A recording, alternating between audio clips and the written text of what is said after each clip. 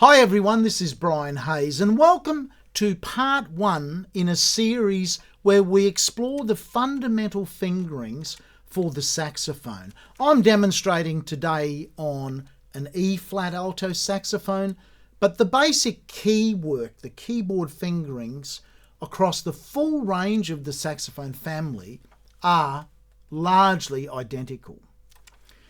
This is a Selmer Mark VII saxophone made in Paris in the 1970s. It has a more traditional auxiliary high F key here, a circular key, the same as the B key, the A and the G keys. If you've got a saxophone that's been manufactured from the 1980s onwards, it's very likely that this top key will be a metal key in the shape of a teardrop rather than a circle. However, the function of that key is identical. So let's start by exploring the easiest fingerings. We're going to only concentrate in this part on the keys operated exclusively by the left-hand fingers and thumb. So if we put our finger on, in this case, the second key from the top, and it'll be the same on your saxophone, only that key may be a metal teardrop shape. That's the note B. If we skip the little key below it, which is called the bis key, put our second finger on the next large circular key, that's the note A. If we then put our third finger on the remaining large circular key, that's the note G. So B, A, G. If we just put our second finger on what was the A key, just the second finger on its own, that's the note C. If we put our index finger across the B key and the tiny little key which is called the bis key, B-I-S key, that is an alternate way to play A sharp or B flat. It is in fact the best way to play B flat on the saxophone in all keys where B flat is not preceded or followed by B natural. There are other ways to play B flat or its equivalent A sharp, but we're just focusing today on the left hand only keys.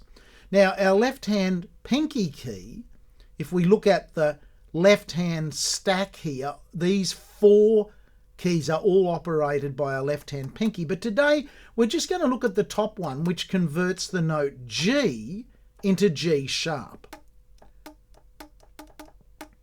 Now if we put our octave key, and on the back of all saxophones there is this key here called an octave key, and as the name suggests, it shoots whatever fingering we're playing on the front of the horn up one full octave. So all of the notes we've just covered, when we include the octave key, shoot up one full octave. If we play C with the octave key, we are playing what is called high C, C above the stave. If we hold that C fingering down, reach up to this very top key on the left hand, so second finger on high C, octave key on the back, reach up to that. That's an auxiliary way, an optional way to play F above high C. If we hold that fingering, so the high F fingering, and put our G key on, that's an alternate way to play E above high C. Now, if we don't press any key down on the saxophone, that's the note C sharp. If we put the octave key on, it becomes C sharp above high C. If we don't have the octave key on, it's third space C sharp. So I'm now going to play all of the notes we've discussed. I won't speak, I'll just play them, and I'll put music notation on the screen as I play these notes. I'll play them from low to high.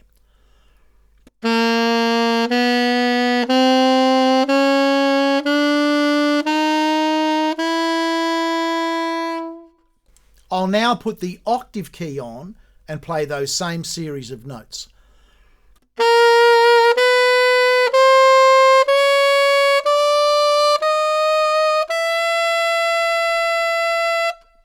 And I'll now play the auxiliary high F and the auxiliary high E fingerings that we discussed.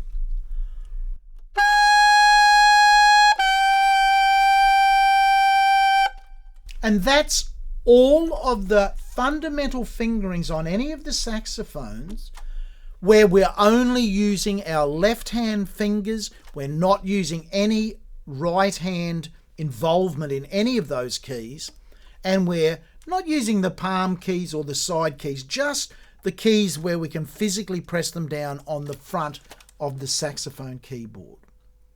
Come back for part 2 where we'll explore the right hand fingerings. Hi everyone, this is Brian Hayes. I really hope you enjoyed today's music instruction video. If you did, then you've joined the millions of viewers who have benefited from content on my free music education YouTube channel. Can I ask you to consider 2 things, please? If you haven't already done so, please subscribe to the channel. That way, you'll be updated every time new content is made available.